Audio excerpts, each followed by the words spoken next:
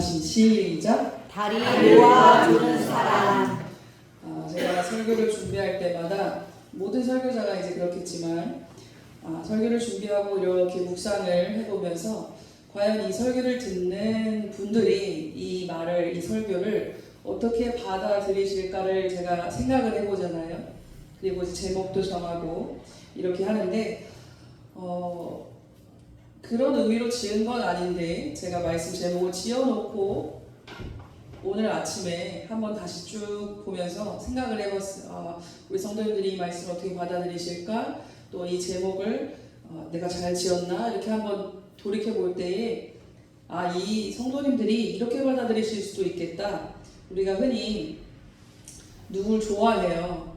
그래서 그 사람을 내가 좀 사귀어보고 싶어요. 뭐 남자든지 여자든지 사귀어보고 싶어요. 그리고 우리가 어떤 사람에게 제3자에게 내가 저 사람이랑 좀 친해지고 싶다, 사귀어보고 싶다, 뭐라고 얘기하나요? 다리를 좀 놔줘 이렇게 얘기하잖아요.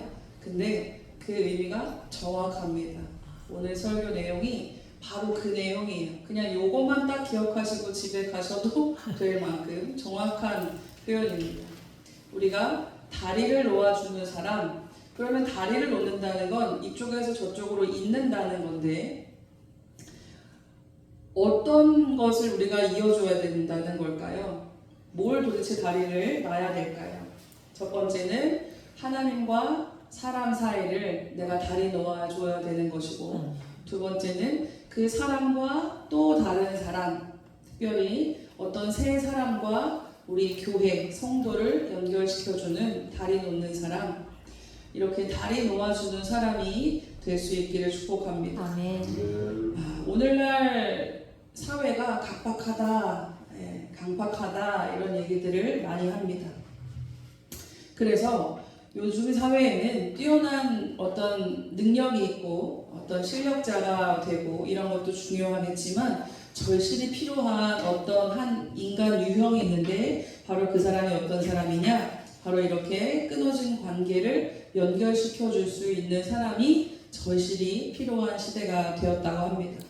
그래서 옛날에는 회사에서 직원을 뽑거나 할 때도 그냥 그 사람이 어느 학교 나왔냐, 아니면 어떠한 이력이 있냐, 무슨 능력이 있냐 이런 걸 많이 봤다면 요즘엔 그런 것도 보지만 이 사람의 인성이 어때서, 성격이 어때서 과연 이 공동체 안에서 어떻게 생활할 것인가 이걸 또 많이 이제 본다는 것이죠. 인성이 바야흐로 중요한 시대가 왔다는 겁니다. 근데 이 인성은, 이 성품은 학원을 다녀도 안 되고 자격증을 따도 안 돼요. 그렇죠? 우리가 성품을, 인성을 어떻게 학원을 다녀서 얻겠으며 자격증 딴다고 이것을 우리가 어떻게 취득할 수 있겠습니까? 사실 이거는 우리가 어려서부터 배워지는 거죠. 어떤 관계 속에서, 또 가정에서, 아니면 학교에서 어떤 사회생활 하면서 관계 속에서 배워지는 것입니다. 특별히 그리스도인들은 교회 안에서 이러한 것들이 길러져야 되는 것이에요. 그런 의미에서 내 주변에 혹시 나를 피곤하게 하고 나를 괴롭게 하고 내 마음을 막 어렵게 하는 사람이 있다면 내가 지금 자격증 따고 있구나, 내가 지금 그거 시험 보고 있구나, 능력 검정 시험 보고 있구나 생각하시면 되겠습니다.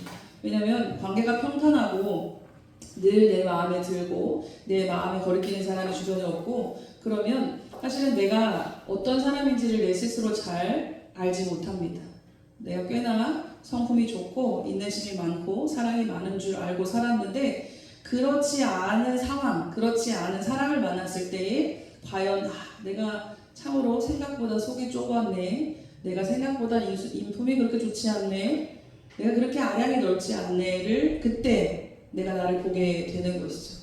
그래서 혹시 여러분 주변에 그런 사람이 있다면 하나님이 나에게 교과서를 보내셨구나, 공부하라고, 배우라고, 훈련받으라고 나에게 이 사람을 붙여주셨구나 라고 여기시고 그때를 잘 감내하시기를 바랍니다. 성경에서 이 역할을 가장 완벽하게 잘 수행한 인물이 있는데 바로 그게 오늘 말씀에 나오는 바나바라고 하는 사람입니다. 예전에 한 20년 전, 30년, 20년 전쯤에 한국 교회에 굉장히 유행했던 사역이 있는데 바로 바나바 사역이라는 게 있었어요.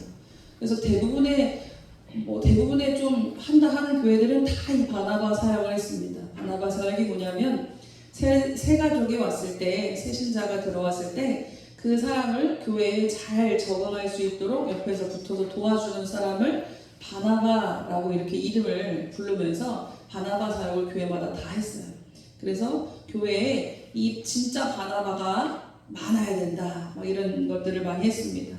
요즘에는 개인주의가 막 팽배해지고 이러면서 새 가족이 와도 잘 이렇게 터치하지 않는 요즘의 추세가 약간 그래요. 그래서 이제 어떤 교회에 새로 누가 오면 이제 눈치를 싹 보면서 저 사람한테 말을 걸어도 될까? 아니 기분이 나빠할까? 이렇게 눈치를 싹 보면서 이제 조심스럽게 다가가야지, 막 오자마자 막 잡아 끌면서 여기 앉으라고, 같이 밥을 먹자고, 이름이 뭐냐, 결혼했냐, 애기들 있냐, 이런 거 막 물어보면 요즘 사람들은 상당히 이제 마음을 어려워하면서 다시 이제 오지 않는다는 거죠. 저도 새가족 사역을 오래 해봤고, 또 제가 이제 잠깐 사역을 쉬는 안식월 기간 동안에 다른 교회들을 일부러 이렇게 막 가봤어요. 이제 왜냐하면 목사는 다른 교회 가볼 일이 잘 없으니까 그런 이제 기회를 얻어서 다른 교회를 이렇게 가본 적이 있습니다. 그러면 그 사람들 입장에서, 그 교회들 입장에서 저는 새 가족이잖아요. 나름 젊은이잖아요. 그래서 어떤 교회 갔을 때 그 교회에서 저를 볼 때 얼마나 반갑겠습니까? 어서 모르는 젊은이가 한 명 왔는데 보니까 막 기도도 막 눈 감고 하고 성경도 막 찾고 찬송도 막 잘 따라 부르고 이러니까 어머, 어서 이렇게 예쁜 보배 같은 청년 맞죠? 청년이 왔어. 너무 반가워하는 거예요. 그래서 제가 그때 한 6교회 정도를 이제 갔어요. 뭐 수요일 가고 주일 가고 이렇게 가봤는데, 어떤 교회는 이제 교회마다 특성이 있죠. 어떤 교회는 아주 그냥 모른 척을 하는 거예요. 일부러 아는 체를 안 하죠. 모른 척을 하고, 제가 이제 새가족 해봤으니까 다 알잖아요. 새가족 사역 해봤으니까 저분이 새가족 팀장쯤 되겠다. 저분은 신방전도 잘했다. 딱 느낌이 와요. 그래서 딱 보면 그 약간 이제 직분이 있고 이제 이런 사람들은 눈치를 싹싹 보면서, 제가 새가족인 걸 아니까 눈치를 보면서 아주 스무스하게 이렇게 아주 부담스럽지 않은 정도의 선에서 말을 건네준다던가 이렇게 하는 교회도 있고, 어떤 교회는 제가 목사임에도 불구하고, 물론 신분을 속이고 갔지만 목사임에도 불구하고 너무 부담스럽게 막 옆에 붙어가지고 막 이런 교회도 있었어요. 아주 천차만별, 아주 다르던데, 근데 저도 너무 막 붙어서 이렇게 하는 거는 저도 부담스럽더라고요. 왜냐면 내가 이 교회를 막 계속 다닐 것도 아닌데. 그래서 그때 제일 잘 써먹는, 조금 죄송하지만 제일 잘 써먹는 거짓말이 뭐냐면, 친척집에 왔어요. 왜요? 친척집에 왔어요. 그래서 잠깐 뭐 다니러 왔습니다. 이 거짓말을 이제 제일 잘 써먹었습니다. 그렇게 하면 이분들도 별로 이제 말을 걸지 않아요. 왜냐하면 이 사람은 오늘만 온 사람이라는 걸 이제 알기 때문에 별로 터치를 안 하더라고요. 그렇게 친척집에 왔어요 하면 또 서운한 게 뭐냐면, 밥 먹고 가라는 얘기를 안 하는 거예요. 새 가족인 것 같아야 밥 먹고 가세요 막 이렇게 해서 못 이기는 척 들어가서 밥을 함께 얻어먹고 오는데, 친척집에 왔다고, 하루 다니러 왔다고 하면은 막 고면을 안 하니까 또 당당하게 또 그 식당에 가서 밥을 먹기가 좀 그렇더라고요. 그래서 예배 끝나고 막 쓸쓸하게 어디 식당에 가서 혼자 이제 밥을 사 먹고 이랬는데, 요즘 사람들은 제가 신앙이 있음에도 불구하고, 교회밥을 많이 먹어봤음에도 불구하고, 교회 경력자잖아요. 그럼에도 불구하고 막 이렇게 붙어서 하는 게 상당히 부담스럽게 느껴지더라고요. 요즘에는 이런 사역을 잘 안 하지만, 이 바나바가 사실은 교회에 굉장히 필요한 역할이고 일꾼임에는 분명합니다. 아주 필요한 일꾼이에요. 우리 교회에도 바나바가 많이 있기를 소원합니다. 바나바는 사실 별명입니다. 그의 이름이 아니에요. 원래 바나바의 원래 이름은 요셉입니다. 성경의 인물들은 다 이제 어떤 이름이 나올 때 자기의 가문, 출신을 밝혀요. 왜냐하면 요즘처럼 이름이 엄청 다양하지 않았어요. 옛날에 이름이 되게 한정적이어서 어떤 이름을 가지고 동네에, 예를 들면 예수님, 우리가 예수님이라고 할 때 그 예수라고 하는 이름을 님자를 붙여서 어떤 특정한 인물을 우리가 예수님을 지칭하지만, 사실 예수라는 이름이 너무 뜻이 좋잖아요. 구원자라는 뜻을 가지고 있으니까, 이름이 너무 뜻이 좋으니까 이 예수라는 이름이 굉장히 많았다는 거예요. 아주 많았어요. 그래서 성경에 특별히 우리가 믿는 예수님을 지칭할 때에 나사렛 예수, 요셉의 아들의 예수 이렇게 표현을 합니다. 그러니까 어떤 사람을 얘기할 때 그 사람이 아버지가 누구냐, 어느 가문 출신이냐를 성경에서는 꼭 밝혀요. 근데 이 바나바도 원래 본명은 요셉이고 이 사람은 레위 출신 사람이다라는 겁니다. 이 사람은 어느 집안 사람이에요? 레위 집안 사람이에요. 그러니까 이 사람은 가문이 뼈대가 분명하게 있는 사람입니다. 근데 이 사람이 일찍이 이제 예수님을 구주로 받아들인 거죠. 레위인 출신이니까, 레위 가족 출신이니까 얼마나 율법에 능통하고 얼마나 제사법에 능통하고 얼마나 하나님 앞에 제사와 예배를 많이 드렸던 사람이겠습니까? 누구보다 이 영적인 일에 대해서 민감하고 가장 가까운 사람이에요. 그 가족 출신이니까. 근데 그 레위 사람 이 요셉 바나바가 일찍이 예수님을 믿었다는 거예요. 사울이라고 표현되는 사도 바울보다도 훨씬 먼저 예수님을 믿었던 사람입니다.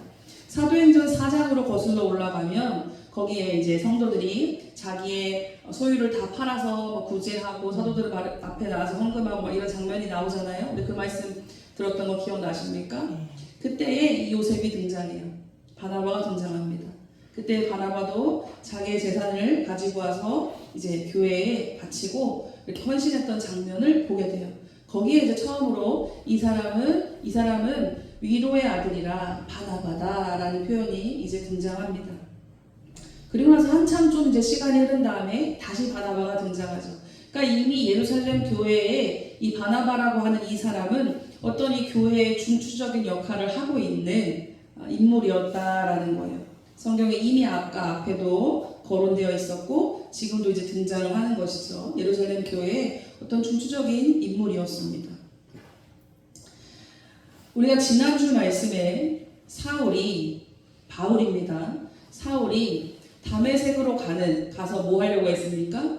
예수 믿는 사람을 잡아다가 옥에 가두고 해코지 하려고 열심을 내가지고 그 길을 가다가 그 다메섹 가는 길에서 예수님을 만나는 회심의 경험을 이제 사울이 하게 됩니다. 그리고 이제 사울은 완전히 변화됐어요. 옛날에 그 사람이 아닙니다. 옛날에 열심을 가지고 예수 믿는 사람들을 박해하고 죽이려고 했던 사울이 아니라 이제는 누구 만나기만 하면 예수 이야기를 하는 거예요. 누구 만나기만 하면 복음을 전해요. 그래서 오히려 많은 사람들에게 미움을 받고 오히려 자기가 박해를 받는 지경에 이르기까지 된 완전 변화된 사울이 됐습니다. 근데 이 사울이 예루살렘으로 왔대요. 오늘 말씀해 보니까 26절에 사울이 예루살렘에 가서 제자들을 사귀고자 하나. 사울이 왜 예루살렘으로 왔을까요? 왜 제자들을 사귀고자 했을까요? 당연히 내가 이제 예수님을 알게 됐고 예수님의 박해했던 사람이 지금 예수님 믿게 됐고 예수님을 전하는 사람이 됐으니 가까이 지내고 싶잖아요. 여러분 우리가 신앙생활 할 때 막 은혜 받으면요 그 은혜 받은 사람 옆에 있고 싶어요. 계속 그 얘기를 하고 싶어요. 이상한 일이죠. 여러분 혹시 우리가 속회예배를 드리는데 이 사람이 원래 안 그랬는데 갑자기 어느 날 은혜 받은 거예요. 이 사람이 뭐 어떤 기도의 시간이나 예배 시간에 은혜 받았어요. 그래서 완전 이제 횟가닥 이제 도는 거예요. 머리가 새로운 사람이 됐어요. 그래서 만나는 사람만 보면 막 예수 얘기하고 싶고 하나님 얘기하고 싶고 내가 만난 하나님, 내가 경험한 기도의 응답 막 이런 거 얘기하고 싶어요.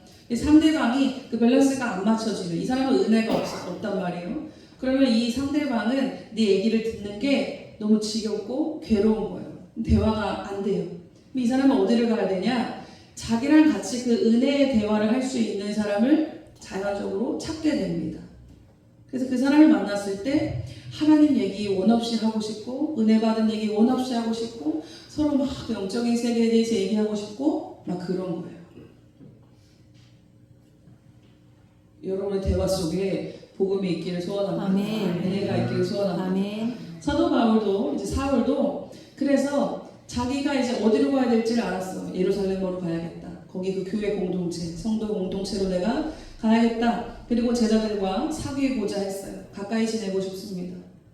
근데 당연히 제자들 입장에서는 아무리 이 사울이 변화됐다고 자기가 막 나 옛날에 그 사람 아닙니다. 나 진짜 하나님 사랑하고 나 예수님 믿었고 막 구구절절히 얘기해도 옛날에 사울이 어떤 사람인지를 너무나 잘 알아요.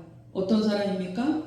기세가 등등하고 서슴시퍼렇게 우리 예수 믿는 공동체를 핍박하고 막 어떤 사람들을 막 잡아가 오게 가두고 막 신고하고 밀고 하고 막 했던 무서운 사람이에요. 근데 그 사람이 갑자기 어느 날 나타나서 나 변화됐어 하고 자꾸 우리한테 들러붙으려고 하니까 이 제자들 또 예루살렘 교인들 입장에서는 의심스럽고 또 두렵기도 하고 이 뿌락지 아니야 막 이러면서 잘 이제 가까이 지내기 어려워하는 거죠. 사실 어찌 보면 당연한 반응입니다. 이 사울이 막 자기 신분을 위장해가지고 막 거짓으로 들어와서 우리를 막 다 밀고 하려고 하는지 어쩐지 알 수 없잖아요. 그래서 성경에 보니까 다 두려워하여 그가 제자됨을 믿지 아니하니. 그때 누가 등장합니까? 27절에 바나바가 등장해요. 바나바가 데리고 사도들에게 가서 그가 길에서 어떻게 주를 보았는지와 주께서 그에게 말씀하신 일과 다메섹에서 그가 어떻게 예수의 이름으로 담대히 말하였는지를 전하니라. 자기가 말하는 것보다 믿음직스러운 어떤 사람이 대신 얘기해 주는 게 사실 더 효과가 있습니다. 내가 나서왔다고 막 얘기하는 것보다 믿음직스러운 어떤 사람이 이 사람에 대해서 변호해 주는 게 더 효과가 있잖아요. 바나바가 지금 그 일을 해주고 있어요. 바나바는 그냥 예루살렘 교회 안에서 그냥 이름 없는 사람이 아니라 교회 안에 이미 큰 일꾼으로서 일을 감당하고 있었던 중추적인 사람이에요. 그런 바나바가 사울을 데리고 사도들에게 갔대요. 사도들은 제자들과는 또 다른 무리죠. 예수님을 직접 경험했던 그러니까 교회의 완전 리더자 되는 사람들이에요. 그 사도들한테 가서 이 사울에 대해서 막 열심히 설명하는 거예요. 아니 그 사울이 어떤 일이 있었냐면요. 그 길을 가다가 막 가는데 하나 예수님 음성을 듣고 눈이 멀었잖아요. 그래서 3일 동안 앞을 못 보고 밥도 못 먹고 물도 못 먹고 이랬는데 그래서 막 기적적인 일을 경험하고 변화되더니 막 예수님의 말씀을 막 전하고 그 말을 듣는 사람마다 막 회심을 하지 않나 막 이 얘기를 바나바가 사도들에게 구구절절히 전해주는 것입니다. 그랬더니 그제서야 이제 사람들이 이 바울을 받아들여지게 되는 것이죠. 28절에 보니까 사울이 제자들과 함께 있어 예루살렘에 출입한다는 건 같이 잘 지낸다라는 의미를 가지고 있어요. 출입한다는 건 그 당시에 성도를 출입한다는 의미로서 생활한다 뜻이 같이 산다라는 의미입니다. 사울이 드디어 이 교회의 정식 멤버가 됐다는 것이죠. 사람들이 다 의심하고 또는 두려워해서 사울을 받아들일 수 없었는데 바나바가 중재자가 되어 주었습니다. 오늘 말씀 제목과 같이 바나바가 누가 되었습니까? 다리 놓아주는 사람이 된 거예요. 이 성도들과 이 사울의 사이에 다리를 놓아주는 사람이 되었습니다. 불신과 두려움을 신뢰로 이어주는 사람, 그 사람이 바로 바나바였던 것입니다. 중재자는 이 바나바는 선입견이라는 벽을 허물어줬어요. 우리 이 선입견이라는 게 있으면 사람을 사귀기가 참 어렵습니다. 겉으로는 우리가 또 사회생활 다 해봤으니까 겉으로는 또 이렇게 잘 이렇게 지내고 뭐 앉아서 밥도 먹을 수 있고 뭐 얘기도 할 수 있지만 마음으로는 사실 쉽게 받아들이기 어렵잖아요. 근데 이때 윤활유 같은 역할을 해주는 사람이 필요한데 이게 바로 바나바였다는 사실이에요. 모두가 이 사도 바울로부터 등을 돌릴 때 이 사울의 손을 잡고 사도들에게 가서 그의 회심의 진실함을 보증해 준 사람, 그 사람이 바로 바나바입니다.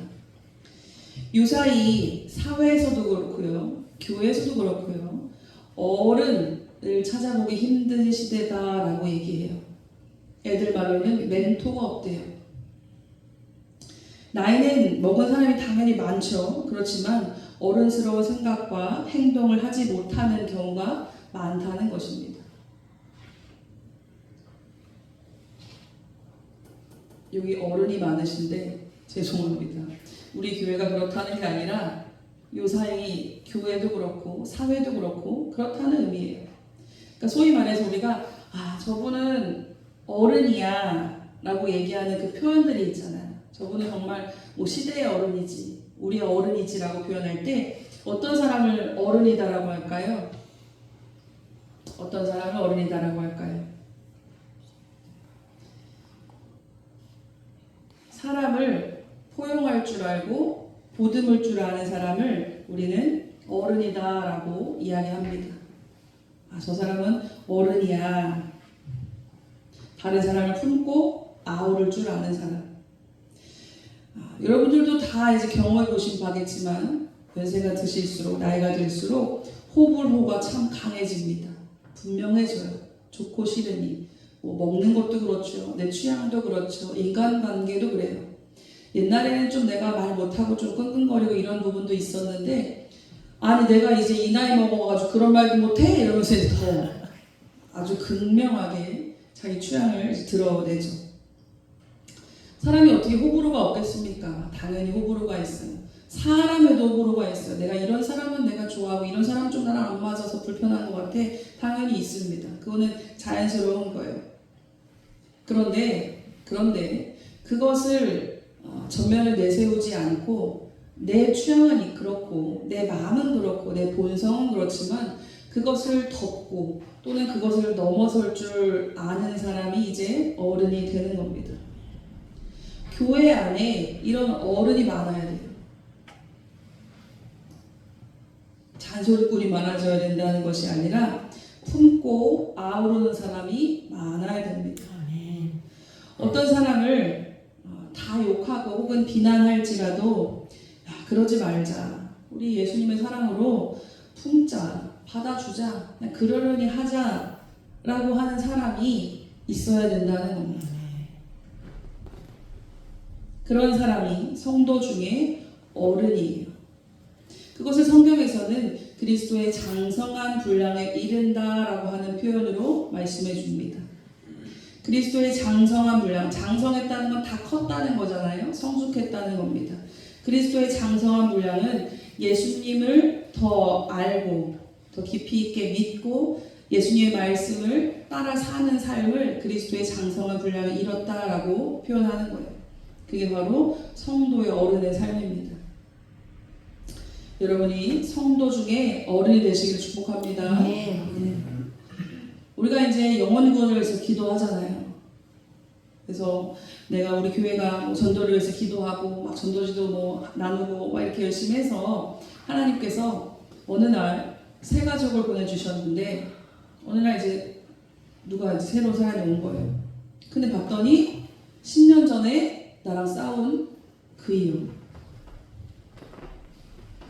제가 좀 상스러운 표현을 쓰자면 저 새끼 전현이 이런 걸 우리가 입 밖으로는 안 되지만 속으로 생각하실 수 있잖아요. 옛날에 내 돈 500만에 띄어먹은 놈. 옛날에 저 집 아들이 우리 애를 때렸어. 근데 나한테 사과를 안 했어. 싸가지가 없지. 옛날에 막 이렇게 해서 뭐 어쩌고 이랬어. 여러분 우리가 한 동네 오래 사니까 얽힌 관계가 참 많잖아요. 꼭 궁평리뿐만이 아니라 도청면에서 곤지암에서 광주에서 신기하게 우리나라가 또 넓다면 넓고 좁다면 좁아서 다른 지역에 살다가도 또 이렇게 만나기도 하더라고요. 원수지간에. 그래서 그 사람이 딱 교회에 들어온 거를 앉는 걸 내가 보는 순간 기분이 확 상해버리는 거예요. 아니 저것이 하필 왜 우리 교회에 목사님 아무것도 모르지. 저게 얼마나 나쁜 건지 저거. 목사님이 오해하시기 전에 내가 빨리 얘기해 줘야 되겠다.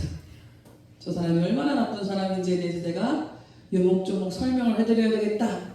그래야 목사님도 그 사람이 나쁜 사람인 줄 알고 안 당하시지. 이렇게 친절한 교인들이 때로 있더라고요. 이거는 어떤 범죄자를 얘기하는 게 아니에요. 물론 범죄자는 법의 심판을 받아야 되고 그렇지만 어쨌든 여기서 말하는 건 내가 마음에 들지 않는 사람이에요. 또는 나와 관계가 좋지 않은 사람입니다. 그런 사람이 만약에 우리 교회에 왔어요. 다른 사람이 다 그 사람이 좋대요. 뭐 다 잘 지내고 막 잘 적응하는 것 같아. 근데 그러면 그럴수록 나는 너무 배알이 꼬여가지고 교회를 나올 수가 없어. 그래서 오히려 이상한 경우가 있죠. 그 사람은 새 가족은 잘 적응을 해 나가는데 그 사람을 미워하는 사람은 점점 시들어요. 그래서 그 사람은 교회를 더 안 나오게 돼요. 여러분 이런 경우가 실제 있을까 없을까요? 많습니다. 많아요. 많다고 해서 아이고 그럴 수도 있지 이게 아니라 그러면 안 된다는 것이죠. 여러분 우리가 사도 바울이 되는 거는 좀 어렵거든요. 사도 바울이 되는 건 좀 어려워요. 근데 바나바는 다 될 수 있어요. 그럼 하나님 보실 때 사도 바울이 더 큰 일꾼이냐 바나바가 더 큰 일꾼이냐 어떤 사람이 더 큰 일꾼일까요? 다 귀한 사람이에요. 다 귀한 일꾼입니다. 사실 사도 바울의 성경에 나오는 어떤 성품이나 그 사람이 행했던 일들을 쭉 보면 사실 사도 바울은 성격이 보통이 아니어가지고 예를 들어서 어떤 한 교회를 목회하라고 맡겨놓으면 성도 다 떠나갈 판이에요. 막 너 이렇게 하면 지옥 가, 막 저주하지란다 막 무시무시하거든요. 근데 바나바 같은 사람은 어떤 사람이냐? 맞아, 너 하나님 말씀 어겼어. 그럼 안 돼. 그런데 그 짐을 나랑 같이 지자. 너 이러면 안 돼. 너 이러면 정말 큰일 나는 거야. 그렇다고 해서 그 사람 비난하고 너 지옥 갈 거야. 막 끝나는 게 아니라 그래 맞아 너 잘못했는데 그 짐을 나랑 같이 지자. 나랑 같이 기도하자. 내가 너 붙잡아 줄게. 도와줄게. 같이 금식이라도 하자. 같이 뭐 작전 기도라도 하자. 같이 뭐 이렇게 성경이라도 읽자. 그 사람이 바나바예요. 그 사람이 결국에는 사람을 살려내는 것입니다. 그게 굉장히 귀한 그리스도의 일꾼의 자질이에요. 우리가 나가서 어떤 사람을 막 전도하고 뭐 노방전도도 하고 뭐 이렇게 뭐 길을 나눠주기도 하고 막 전도를 분명히 해야 됩니다. 그리고 또 한 가지 교회의 또 중요한 사역 중에 하나가 뭐냐면 이렇게 때로는 참 한 사람을 어떤 사람을 살려낸다는 건 굉장히 지겨운 일이거든요. 네. 말 그대로 지겨운 일이에요. 질이 멸렬하다 표현을 하죠. 지긋지긋하다. 왜냐하면 변화되는 게 안 보이고 또 내가 막 힘들거든요. 시간을 써야죠. 막 마음을 써야죠. 스트레스 받죠. 내가 왜 저 사람 때문에 이렇게 신경을 써. 때로는 뭐 내 에너지도 써야죠. 모두 갖다 줘야죠. 같이 해줘야죠. 돈도 써야죠. 뭐 힘들어요. 근데 그 사역이 반드시 필요하다는 겁니다. 어떤 한 사람을 살려내는 일. 하나님과 그 영혼을 내가 다리 놓아주고 또 그 영혼과 또 우리 교회 공동체에 다리를 놓아주고 그것이 바로 여러분 자신이 되기를 축복합니다. 교회는 기회를 주는 곳이에요. 교회 다니는 사람이 술 먹으면 되냐? 교회 다니는 사람이 담배 피면 되냐? 교회 다니는 사람이 사기치면 되냐?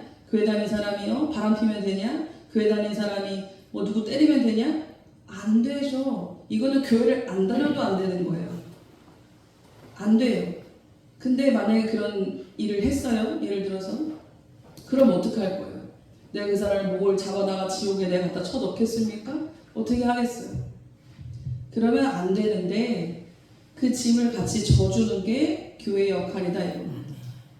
그 사람이 계속해서 그런 악한 일을 행하고 악한 길로 간다고 할 때에 권면하고 기도해주고 물론 그 역할을 해야 되지만 그 사람이 내가 진심으로 뉘우치고 회개하고 반성하고 나 정말 새 사람 되고 싶어요 라고 고개 숙이고 들어왔을 때 그 말을 어떻게 믿지? 너 벌써 10번째잖아. 너 말이 맨날 바뀌어. 너 사기꾼이야. 우리가 왜 모르겠습니까? 그 사람이 또 그렇게 한다고 할지라도 또 그게 그 조짐이 보인다 할지라도 그래도 받아주는 게 교회다 이거예요. 요사이 막 동성애를 옹호하는 목사가 어쩌고저쩌고 막 이런 게 막 시끄럽게 나와요. 예를 들어서 우리 교회에 동성애자가 온다고 한다면 그 사람을 우리가 쫓아내겠습니까? 더러운 인간 쫓아내겠어요? 쫓아낼 수는 없죠. 그렇지만 우리가 동성애를 옹호하거나 그게 옳다고 하진 않아요. 너 그거 잘못된 거야 라고 말해줄 수 있죠. 하지만 받아줘야 돼요.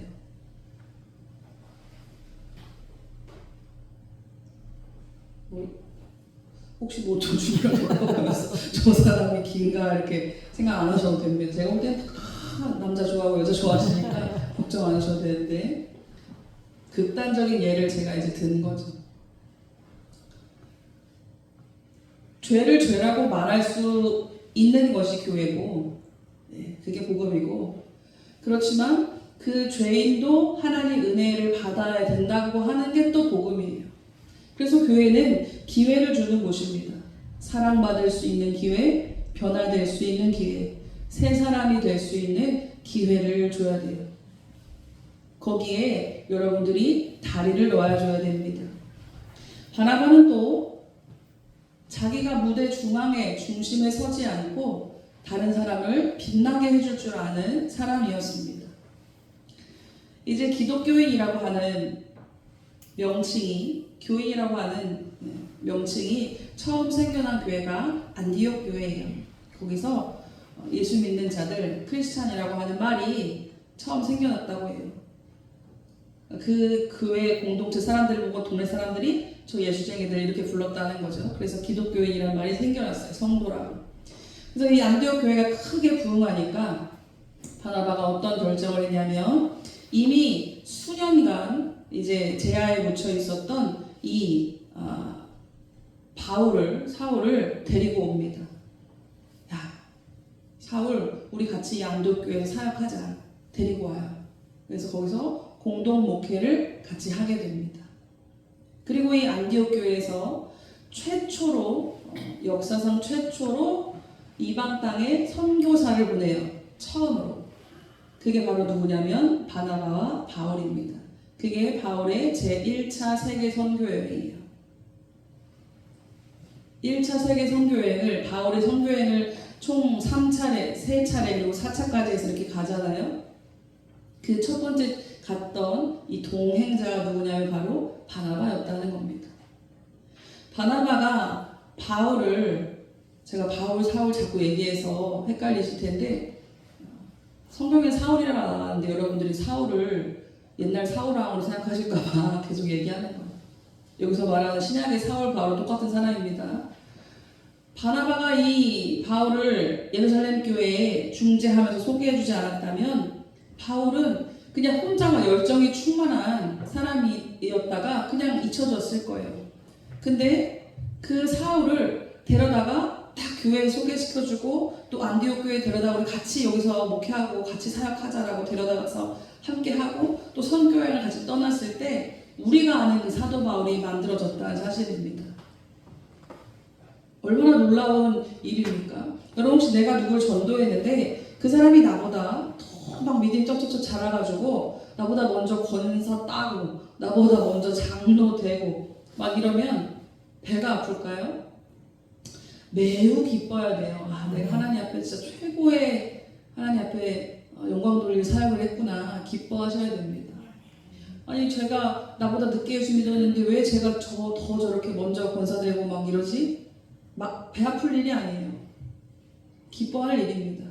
제가 대전에서 사역했을 때 거기에 아주 열심히 신방전사님이 계셨어요. 저도 이제 전사고 아줌마 신방전사님이 계셨는데 진짜 이분은 말 그대로 성령으로 일하시는 분이에요. 막 키도 작고 되게 왜소하신데 막 이리 뛰고 저리 뛰고 막 날다람쥐처럼 돌아다니면서 신방하고 막 엄청 열심히 사역하는 분이었어요. 근데 이분, 저는 몰랐죠. 이분이랑 되게 친한 고등학교 여고 동창생이 그 교회에 같이 이렇게 다녔어요. 그분은 이제 권사님이신데 저는 이제 몰랐는데 그냥 동창인가 보다 같이 대전에서 고향이시니까 했는데 나중에 뒤에 이제 그 권사님의 간증을 이제 듣는데 사실은 자기가 그 신방전사님을 전도했다는 거예요. 자기가 집사 때 이 신방전사님이 세상이 좋아서 열심히 재밌게 살던 친구인데 예수 믿어라 이래도 말을 그렇게 안 듣다가 자기가 정말 막 애쓰고 진짜 막 이 친구를 막 교회에 전도하기 위해서 막 엄청 애를 썼다는 걸 기도하고 막 계속 얘기하고 몇 년간 권면하고 그러다 어쨌든 이 친구를 전도한 거예요. 교회에 이제 데리고 왔어요. 근데 이제 교회에 데리고 온 그 친구가 막 너무 은혜를 받는 거예요. 막 믿음이 쑥쑥 자라요. 그래서 어느 순간 집사되고 같이 막 권사되고 막 이러는 거. 그러더니 이분을 이제 그 교회 담임 목사님이 신방전사로 당신이 좀 이제 사역했으면 좋겠습니다 해가지고 신학교에 보내서 이제 그 교회에서 신방전사로 사역을 하시게 됐어요. 그 얘기를 듣고 제가 깜짝 놀랐어요. 그래서 제가 그 권사님한테 물어봤어요. 제가 가끔 좀 뇌를 빼고 이렇게 물어볼 때가 있어요. 그래서 권사님, 친구가 먼저 막 더 은혜 받고 권사도 먼저 되고 막 신방전사 되니까 기분이 나쁘세요? 이렇게 물어봤어요. 진심으로 궁금해서. 근데 그분이 그러는 거 환하게 웃으면서 아니요. 그 전사였을 때 아니요 전사님, 저 너무 좋아요. 하나님 앞에 제가 지금 여태까지 살아오면서 일생에 최고 잘한 일 같아요. 내가 신방전사를 사역자를 만들었잖아요. 자기가 만든 건 아니지만 어쨌든 엄청난 하나님 앞에 기쁨과 감사, 자부심을 가지고 있는 거예요. 그분이 자녀들도 다 예수 잘 믿고 뭐 하여튼 모범적인 가정임에도 불구하고 자기 인생의 최대 업적이 자기 친구 신방전사 만든 거라고 얘기를 하는 거예요. 하나도 기분이 안 나쁘대요. 그래서 그렇구나. 하나님 앞에 우리가 뭐 가져갈 거 없고 드릴 거 없고 뭐 내세울 거 없잖아요. 뭐를 하나님 앞에 드리면 하나님이 그것 때문에 내가 정말 흡족하다 하시겠습니까? 금은보화를 드린들, 내가 돈을 100억 을 드린들, 하나님이 돈이 없으신 분이 아닌데, 금은보화가 없으신 분이 아닌데 그걸로 하나님이 만족하고 내가 그것 때문에 기쁘다 하지 않으시는데, 내가 드릴 수 있는 하나님 최고의 예물이 있다면 바로 그런 사도 바울과 같은 사람을 내가 한 명 세우는 거죠.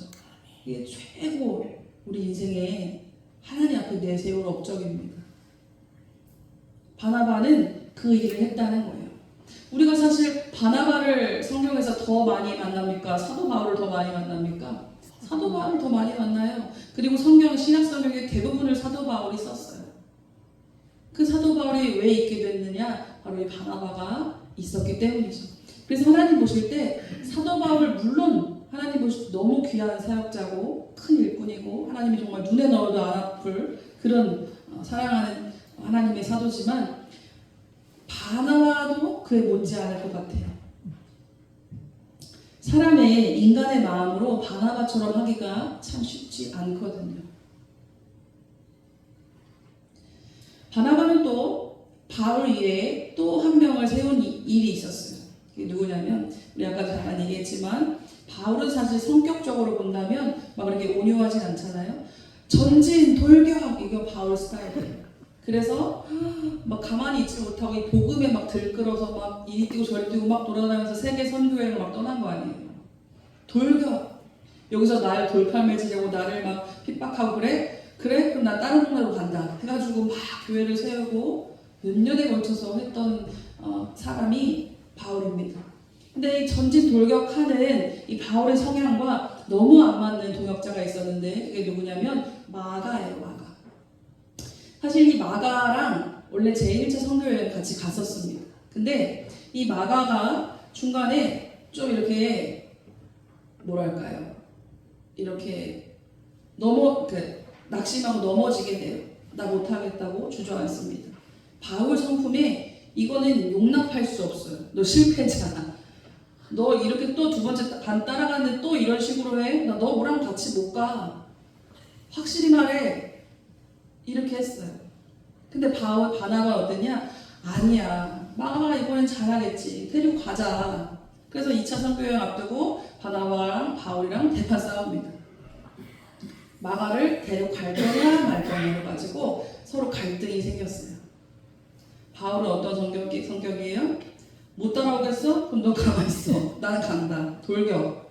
복음을 위해서 전진. 그러니까 하나님이 바울 같은 사람도 필요하시고 또 바나바 같은 사람도 필요하잖아요. 근데 바나바는 아니야. 얘를 좀 잘 다독다독 해가지고 우리가 데려가야지. 열심히 해보겠다고 다시 하잖아. 얘가 다시 이렇게 해보겠다고 하는데 하자.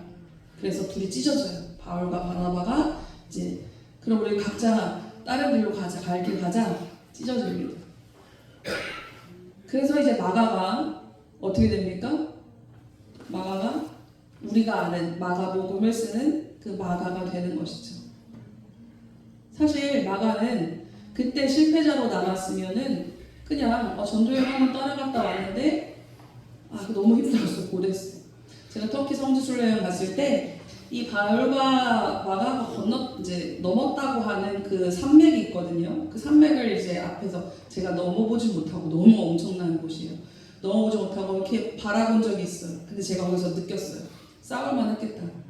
마가가 주저앉을만 했겠다. 뭐 태백산맥처럼 막 어마어마한 산맥이 있는데 거기를 맨발로 넘어서 전도여행을 갔으니 얼마나 힘들고 고됐겠습니까? 말 그대로 고생길이에요. 고행길. 누가 나를 때리지 않아도 가는 걸로 이미 지쳐요. 이미 힘들어요. 고생길이에요. 그러니까 그것도 이해가 돼요. 그냥 마가가 그런 실패자로 그냥 낙오자로 그냥 있게 두지 않았어요. 바나바가 이 마가를 다독다독해서 데리고 가서 또 같이 목회하고 전도했을 때 이 바나바는 원래 고향이 구브로거든요. 구브로는 지금 그리스 밑에 키프로스 섬이에요. 거기 데려가가지고 같이 또 목회했어요. 이제 성도들을 목양하고 또 전도하고 이런 사역을 했습니다. 그래서 우리가 아는 그 마가가 됐어요. 바나바가 한 일이 결코 작지 않다는 거예요. 바울은 많은 교회를 세웠고 많은 곳을 이동해 가면서 결국에 로마까지 가서 복음을 전하고 엄청난 사역을 이룬 것은 분명합니다. 바울만큼 그렇게 큰 어떤 양적으로 큰 사역을 하는 사람은 사실 없죠. 양적으로 따진다면. 근데 바나바는 어땠습니까? 바울처럼 많은 곳을 돌아다니지는 못했고 많은 어떤 수많은 제자를 세우지는 못했지만 바나바는 아주 필요한 정말 요직이라고 말할 수 있는 그런 사람들을 세웠습니다. 그래서 교회는 바나바 같은 사역도 필요하지만 바울 같은 사역도 필요하지만 이 바나바 같은 사역이 반드시 필요하고 바나바 같은 사람이 반드시 필요하다는 겁니다. 사랑하는 우리 가나안교회 성도 여러분, 여러분이 바나바가 될 수 있기를 축복합니다. 바나바는 조연이 아닙니다. 바나바는 뒤에 물러나는 사람이 아닙니다. 어찌 보면 더 영적 전쟁의 최전방에서 자기를 죽이고 자기를 낮추고 다른 사람을 세워주고 연결해주고 화목하게 하고 그래서 교회를 평안하고 든든히 서가게 하는 아주 필요한 하나님이 보실 때 아주 필요한 사람이 바로 바나바였다는 것입니다. 마지막 31절 말씀을 보면 그리하여 온 유대와 갈릴리와 사마리아 교회가 평안하여 든든히 서가고 주를 경외함과 성령의 위로로 진행하여 수가 더 많아지니라. 그리고 나서 이 뒤에 베드로로 시선이 딱 옮겨가는데 예루살렘 교회가 큰 박해가 있어서 디아스포라 유대인으로 팍 터졌다 그랬죠? 그래서 그 흩어진 곳에서 또 막 복음을 전하는 교회들이 생겨났죠? 그 와중에 이제 사울이 은혜 받고 회심하는 사건이 있었죠? 그리고 다시 예루살렘 교회로 와서 교회가 막 어수선하고 막 실수생수했는데 다시 교회가 뭉쳐지고 평안해지고 든든해지고 교회가 교회다워지면서 차곡차곡 교회가 세워지는 그 장면을 보여주는데 거기에 가장 키포인트 되는 사건이 뭐냐면 이 바나바가 바울을 교회의 일원으로 소개해주고 중재해준 다리를 놓아준 사건이라는 거예요. 그렇게 되고 나니까 교회가 평안하여 든든히 서가고 수가 더 많아졌다. 이제서야 교회 같은 교회가 되는 거예요. 그전에는 한마디로 예수를 추종하는 어떤 집단 같았는데 예수님을 추종하는 예수라는 사람을 추종하는 어떤 그런 신흥 종교 막 그런 집단 같았는데 이제 진짜 하나님 말씀이 그 가운데서 막 흐르고 은혜가 흐르는 교회 같은 교회가 이제 되어가기 시작했어요. 교회가 언제 부흥하고 언제 성장하고 언제 성도들이 신앙이 성장하느냐 바나바가 있을 때예요.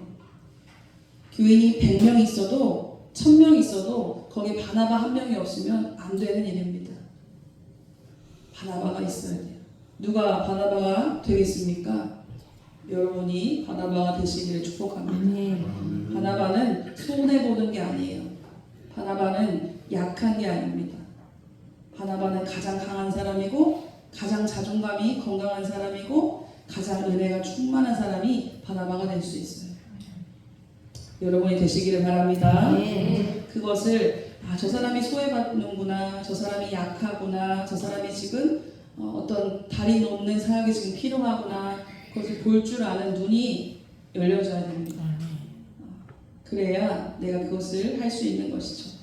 어떤 불신을 신뢰로 바꿔주고 또 실패를 소망으로 바꿔주는 이 위로의 아들, 다리 놓아주는 사람, 우리 교회가 그런 교회가 되기를 축복합니다. 기도하겠습니다. 하나님, 주님의 은혜 가운데 우리를 하나님의 자녀 삼아 주시고 주님의 자녀로 살아갈 수 있도록 인도하시니 감사합니다.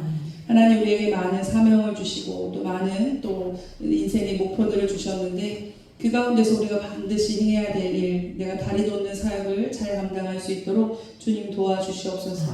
세상과 하나님을 잇는 자가 되게 도와주시고 또한 불신자와 또 성도를 잇는 자가 될 수 있도록 다리 놓는 사역을 감당할 수 있도록 주님 도와주시옵소서. 감사합니다. 우리 구주 예수님의 이름으로 기도드립니다. 아멘.